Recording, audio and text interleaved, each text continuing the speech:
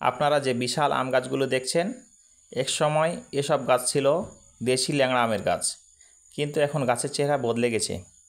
কারণ এই গাছগুলোতে করা হয়েছে গ্রাফটিং, আর সেই গ্রাফটিংয়ে যুক্ত করা হয়েছে কাটিমন জাতের আমের ডাল। ফলাফল, একদিকে পুরনো গাছের শক্তিশালী শিকড়, আর অন্যদিকে কাটিমন জাতের দ্রুত ফলদানের সক্ষম ডাল। ফলে গাছে ধরেছে প্রচুর কাটিমন আম।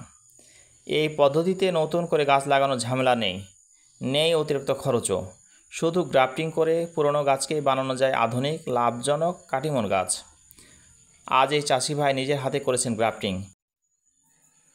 ফলন দেখলেই বোঝা যায় এই পদ্ধতি আমাদের দেশের জন্য কত বড় সম্ভাবনা নিয়ে এসেছে। আপনার পুরনো আম গাছগুলো কি আগের মতো ফল দিচ্ছে না, অথবা জাতটি অনুন্নত হয়ে গেছে যেটার জন্য আপনারা বাজার মূল্য পাচ্ছেন না? তাহলে একবার ভেবে দেখুন, এভাবে হতে পারে অপার সম্ভাবনার নতুন সূচনা। একটা কথা বলে রাখি, আমরা কোনো ভাওতাবাজি করি না, আমরা শুধু আমাদের অঞ্চলের কৃষি বৈশিষ্ট্যগুলো আপনাদের সামনে তুলে ধরার চেষ্টা করি। কিছু ভুল ত্রুটি হয়ে থাকলে ক্ষমা করবেন, আর অনুপ্রেরণা দেওয়ার জন্য একটি লাইক দিয়ে ভিডিওটি শেয়ার করে সাবস্ক্রাইব করে পাশে থাকবেন।